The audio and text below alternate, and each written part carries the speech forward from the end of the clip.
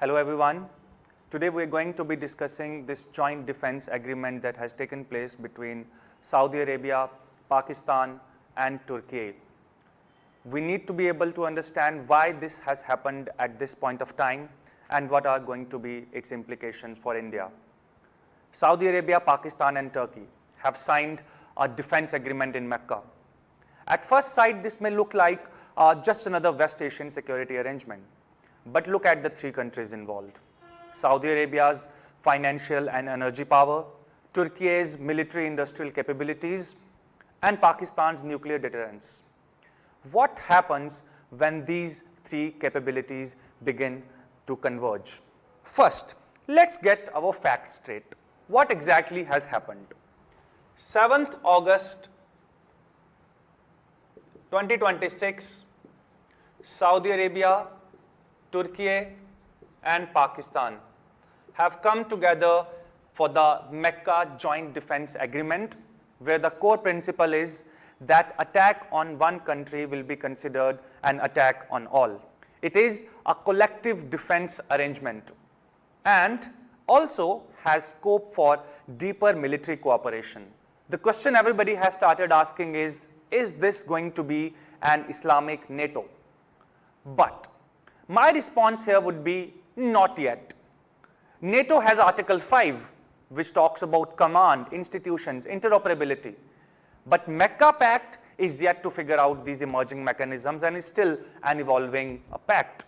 So that must tell you that collective defense is not automatically equal to NATO. NATO is a highly institutionalized mechanism, while this mechanism today is at a very nascent stage. Moreover, deterrence may not necessarily mean automatic military intervention. These three countries, Turkey, Saudi Arabia and Pakistan, are having different interpretations of this pact. If you see the recent statements their leaders are making, you will realize that all three are not equally enthusiastic. Saudi Arabia has called it a defense arrangement. It has not called it a military axis or a sectarian bloc. Turkey here is more ambitious.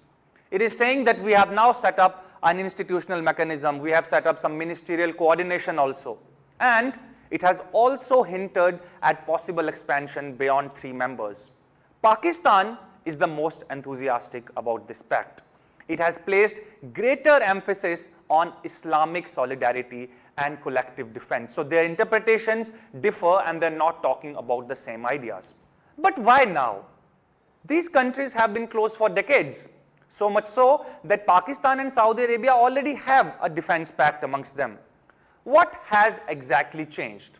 The first thing is that there is regional insecurity. Regional insecurity. Because of the Israel-Hamas war and the war between Israel and US on the one side and Iran on the other side, there is an increase in the regional insecurity in this region. Secondly, Saudi Arabia has recently faced targeted attacks from Iran on the infrastructure that was being controlled by US in Saudi Arabia. So these countries are now moving towards what scholars are calling as strategic hedging. That becomes our second reason, strategic hedging. Strategic hedging means where countries stop looking at the idea that we have to choose between this or this, country A or country B. Rather, we start talking about in terms like we'll engage with A also, B also, C also. Our goal in strategic hedging is to continue to have strategic options. And the third reason is convergence of capabilities. Convergence of capabilities. Saudi Arabia, Pakistan, Turkey have their own niche areas where they have displayed strength. And them coming together brings in a complementarity. But at the same time, it also creates a regionalization of security. They are trying to bring countries from different regions together, Pakistan, South Asia, and then Turkey and Saudi Arabia from West Asia, it creates a regionalization of security, and that is a growing trend. However, this pact is not just an event. It is a symptom of a changing order. The current world order is changing. The current regional order, especially in West Asia, is changing. West Asia is moving towards a multipolar world order. There is a sort of strategic autonomy that this region is trying to achieve. They're trying to achieve security diversification. They want to move away from their dependence on US for ensuring their security. And they are trying to build regional security partnerships. So this changing regional order is reflective of the fact that this pact has come at a very appropriate time for all these three countries. And based on the discussion till now, we can at least realize that there are three trends in West Asia. First, moving beyond the US.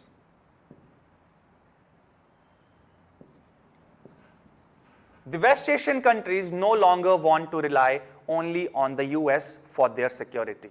First trend is that's very visible.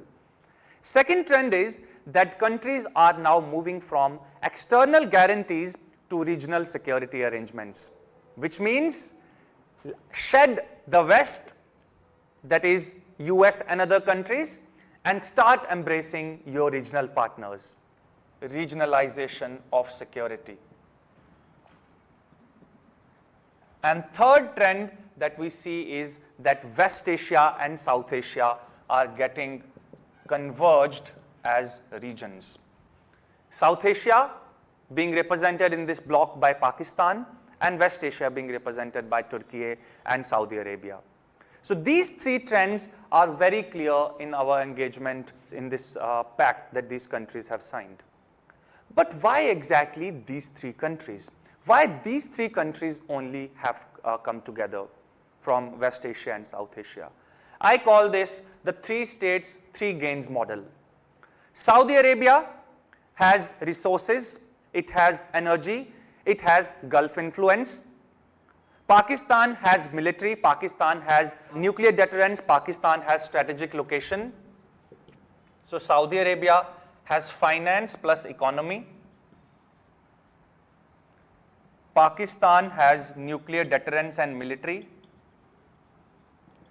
And Turkey have industrial and technology. Industry and technology in defense. And that is a complementarity of interest. But it's not just about what they already have. It's also about what they can achieve from this very pact. What does Saudi Arabia gain? Now, Saudi Arabia is seeking security diversification. They want to reduce their excessive dependence on just the US for security. They want to access military capabilities outside the region. They want to strengthen their deterrence, and Pakistan can provide them that. They want to deepen their defense partnerships, and Turkey can provide them that. That means Saudi Arabia has Gulf influence, it has resources, and now it's looking for security options. On the other hand, Pakistan gains strategic relevance through this pact. Because of strong relationship with Saudi Arabia, it gets an entry into the West Asian region, being a South Asian country. So it gets to play a bigger role in the Gulf. Moreover, the entry of Pakistan into this pact gives its military a better recognition in the West Asian region, and that comes with additional diplomatic leverage. And most importantly, Pakistan's strategic geography has now expanded westwards from South Asia to Gulf to West Asia. Third, Turkey. Turkey has gained regional influence through this very pact. It has got defense and industrial opportunities. It will now gain access to increased technology exports. It will have a greater role to play in the Islamic world. And don't forget, Turkey is the historical representative of the seat of the Islamic Caliphate. So through this pact, it not just gets political and military mechanisms for better and stronger strategic position in West Asia, it also gets opportunities for joint exercises for defense organizations to be working with Pakistan and Saudi Arabia. Now comes the India question. Why should India care about this pact? We are not a member, and this pact has not called itself an anti-India bloc. Just because it's Saudi, Turkey and Pakistan doesn't mean it's an anti-India bloc. That would be too simplistic. Instead, we need to be asking, what are the structural consequences for India? Because intentions do not necessarily translate into structural consequences. And I say these are the structural consequences for India. First one, Pakistan's westward integration. Pakistan gaining defense access to countries in West Asia, at least two countries now, which is Turkey and Saudi Arabia, provides it better strategic leverage in the entire West Asian security architecture. That's the first thing. Second, Turkey-Pakistan convergence. And this is probably the most worrisome for India. We all saw that during Operation Sindoor, Turkey was supplying trained men as well as drones for its defense and attacks towards India. And our relations with Turkey thus had at that time suffered a setback. Now Pakistan and Turkey coming together may create a situation in which there would be added strategic complexity for India. Third, the Saudi Arabia dilemma. Saudi Arabia has been historically an important strategic partner for India, be it in terms of the resources that Saudi Arabia provides, be it in terms of the natural resources that we import from there, crude oil, gas, etc., the amount and the number of Indian diaspora that's there in Saudi Arabia, and also the connectivity that Saudi Arabia was supposed to provide us through the India, Middle East and Europe Economic Corridor, the IMEC. Now Saudi Arabia entering into a bloc with countries which have been adversarial for India creates a sort of dilemma for us. Do we continue to engage with Saudi, or do we need to start picking sides right away? Fourth, India's energy and diaspora dilemma. Energy and diaspora. Millions of Indian diaspora live in the West Asian region, and Saudi Arabia probably employs the most number of Indians in its varied sectors: hospitality, tourism, gas industry, oil industry. Number of Indians are working there. And when these people start signing alliances, when Saudi Arabia starts signing alliances with countries that are not on very good terms with India, that creates not just a concern for India's energy security, but also a concern for India's diaspora security. And the fifth and the last worry for India is West Asia as a strategic space for India. If you see the strategic location of West Asia, you will find that India, then comes the Arabian Sea, then comes the Persian Gulf, and from the Persian Gulf you can take the sea route through Red Sea towards the Suez Canal to enter Europe, or move south towards Africa. In each of these situations, you will find that this space is very strategically important for us. We are importing a lot of oil. Almost 90% of India's oil comes from this very trade route. We are exporting all our goods to Europe and Africa through this very region. And that makes this West Asian space as a strategic space for India. So India's interest is not merely who is allied with Pakistan. It is rather, can India maintain an open, stable and interconnected West Asian environment that can serve its economic and strategic interests? So should India be worrying, or should India just be relaxing? This cannot be answered in a binary manner.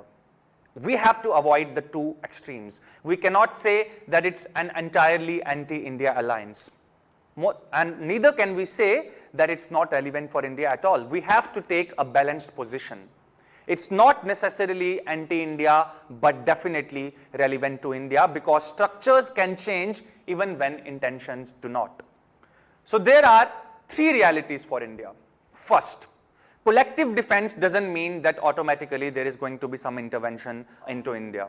Secondly, these three countries have varied interests and may not necessarily create one singular bloc with one single interest.